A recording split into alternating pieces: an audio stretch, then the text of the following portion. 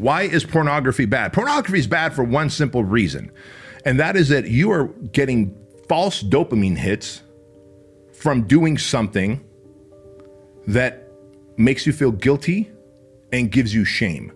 If you look at this, all of you can Google vibration chart.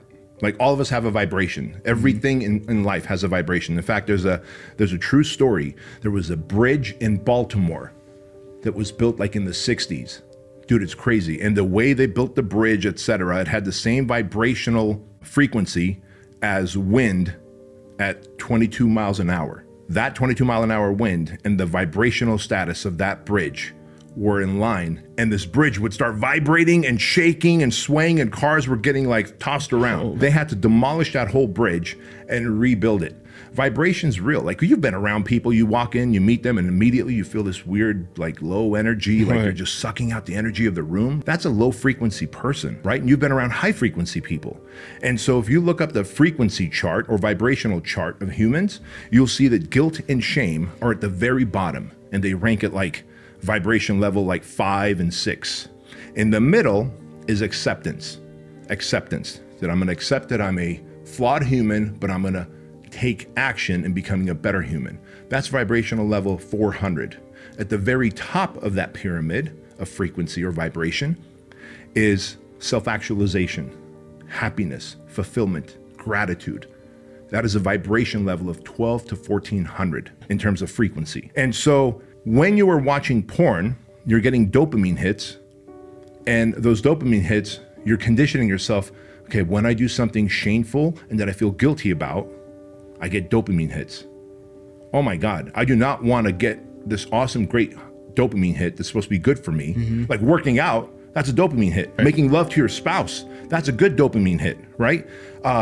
Doing a hard day's work and feeling accomplished, that's a good dopamine hit.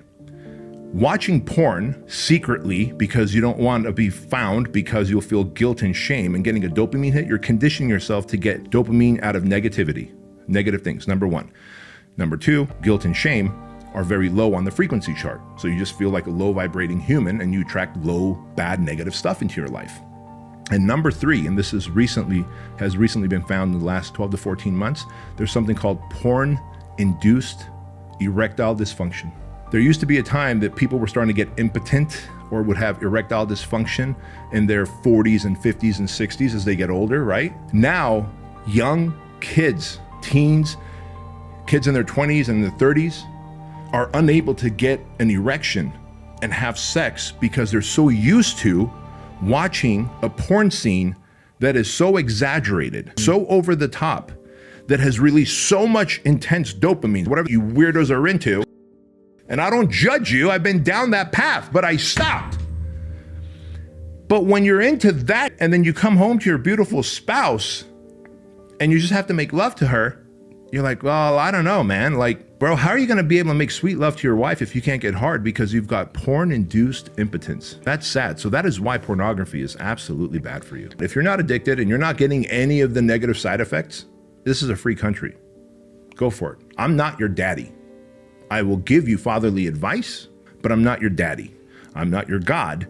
I'm not anyone other than some guy who lives an awesome life, who is congruent with his core values, who has been down all the weird paths of all the different vices that these guys have gone down. And I'm telling you right now, they have designed pornography where even a little bit becomes a lot, because then you want the next, you want the next, you want the next, and you realize that, holy crap, I'm addicted. It's just like a vape pen. It's like, oh, I only take a hit here and I take a hit there.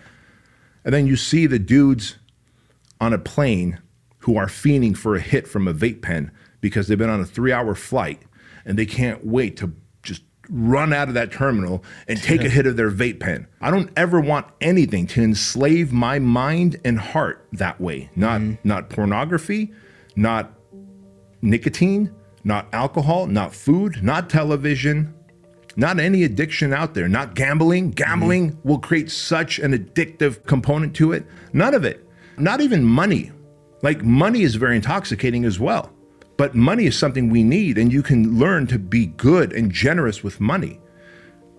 But you can also start getting so addicted to it that you can start doing illegal things that are outside of your core values and character and justify it by, well, I'm just making money and doing good with it until you end up in jail. Plenty of great, nice, good people are in jail because they made bad decisions and it was the addictive factor. So if people are like, hey man, look, porn doesn't affect me. I just do it occasionally just to let off some steam.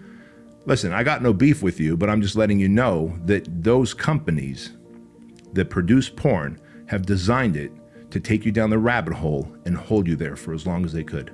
If someone's asking, can I just do it in moderation, whatever the addiction is, whatever the thing is, if you have to do it in moderation, you're still a slave to it because you can't even stop.